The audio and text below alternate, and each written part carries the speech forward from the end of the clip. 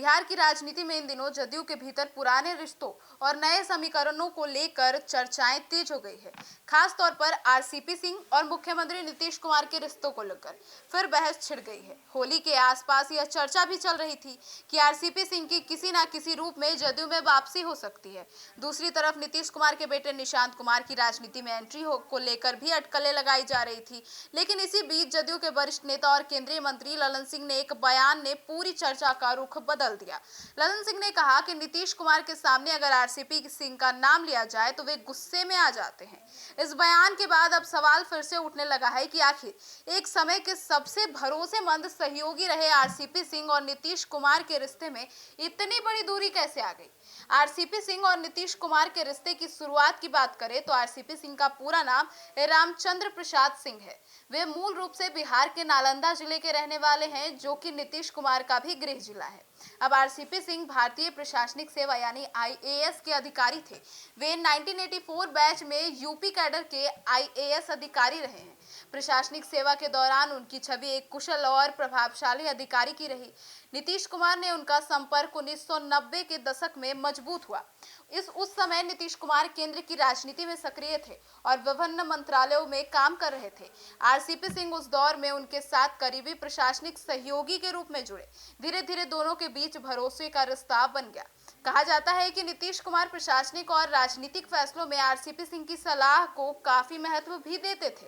अब राजनीति में एंट्री की बात करें तो 2005 में जब नीतीश कुमार बिहार के मुख्यमंत्री बने, तब आरसीपी सिंह उनके बेहद भरोसेमंद अधिकारियों में गिने जाते थे।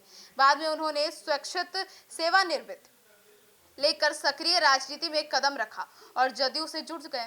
जदयू में शामिल होने के बाद उनका कद तेजी से बढ़ा।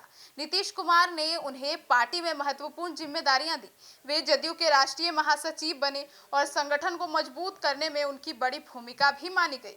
2010 के दशक में जदयू के भीतर आरसीपी सिंह को नीतीश कुमार का सबसे भरोसेमंद रणनीतिकार माना जाता था।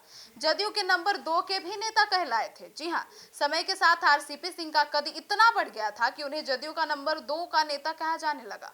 2016 में उन्हें राज्यसभा सांसद बनाया गया। इसके बाद वे दिल्ली की राजनीति में भी सक्रिय हो गए। 2021 में जब केंद्र में नरेंद्र मोदी की सरकार विस्तार हुई, तब आरसीपी सिंह को इस्पात मंत्री बनाया गया। अब उस समय यह माना गया कि जदयू और बीजेपी के रिश्ते मजबूत करने के लिए आरसीपी सिंह की बड़ी भूमिका थी।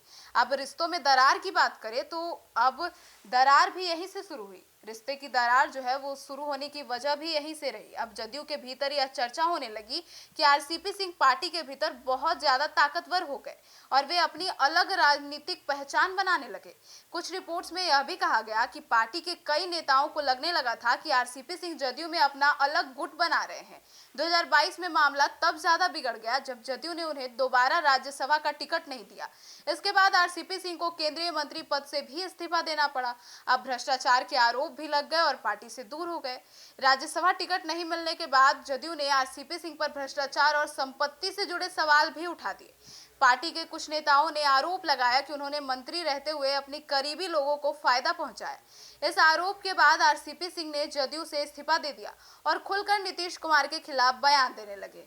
उन्होंने कई बार कहा कि जदयू अब पहले जैसी पार्टी नहीं रही और इसमें आंतरिक लोकतंत्र खत्म हो गया है। अब खुलकर राजनीतिक टकराव हो गया सामने। इसके बाद दोनों नेताओं के बीच राजनीतिक दूरी पूरी तरह से साफ दिखने लगी। आरसीपी सिंह ने कई मौके पर नीतीश कुमार के फैसलों की आलोचना की। वहीं जदयू के नेताओं ने भी उन्हें पार्टी से बाहर हो चुके नेता के रूप में नजरअंदाज करना शुरू कर दिया। यही वजह है कि अब जदयू के भीतर उनका नाम लेना भी कई बार विवाद का कारण बन जाता है। अब ललन सिंह का बयान अब इस समय पर आया है और वो इतना महत्वपूर्ण क्यों है, इसकी बात करें तो हाल ही में जदयू नेता ललन सिंह ने एक बयान दिया जिसमें उन्होंने कहा कि अगर नीतीश कुमार के सामने आरसीपी सिंह का नाम लिया जाए तो वे नाराज हो जाते हैं और वे पार्टी से जा चुके हैं। अब उनकी वापसी का कोई अब मतलब ही नहीं है। अब ललन सिंह का यह बयान इसलिए भी महत्वपूर्ण माना जा रहा है क्योंकि वे जदयू के सबसे वरिष्ठ नेताओं में से एक है और लंबे समय से नीतीश कुमार के करीबी भी रहे हैं। अब होली के बाद वापसी की चर्चा तो थी। कुछ समय पहले यह भी चर्चा चल रही थी कि होली के बाद आरसीपी सिंह और निशांत कुमार दोनों की अब पार्टी में एंट्री होगी। पर निशांत कुमार की एंट्री को लेकर तो चर्चाएं तेज है और कल वे पार्टी भी ज्वाइन करने वाले हैं। लेकिन आरसीपी सिंह की अब कोई खबर नहीं आ रही है और इस पर अब ललन सिंह ने खुलकर बयान भी दे दिया है। इसके पीछे यह तर्क दिया जा रहा है कि बिहार की राजनीति में नए समीकरण बन रहे हैं और पुराने नेताओं को फिर से साथ लाया जा सकता है। लेकिन ललन सिंह के बयान के बाद यह साफ संकेत मिल रही है कि फिलहाल ऐसा होना तो बहुत मुश्किल है बाबू। निशांत कुमार की एंट्री की चर्चा की बात करें तो इसी बीच नीतीश कुमार के बेटे निशांत कुमार की राजनीति में एंट्री हो रही है। अब निशांत कुमार अब तक सक्रिय राजनीति से दूर रहे हैं और बेहद सादगीपूर्ण जीवन के लिए जाने भी जाते हैं। अब ऐसे में निशांत कुमार की एंट्री को लेकर अब चर्चाएं तेज हो गई है, लेकिन हाल के दिनों में उनके नाम को लेकर कई तरह की राजनीतिक चर्चाएं भी शुरू हुई।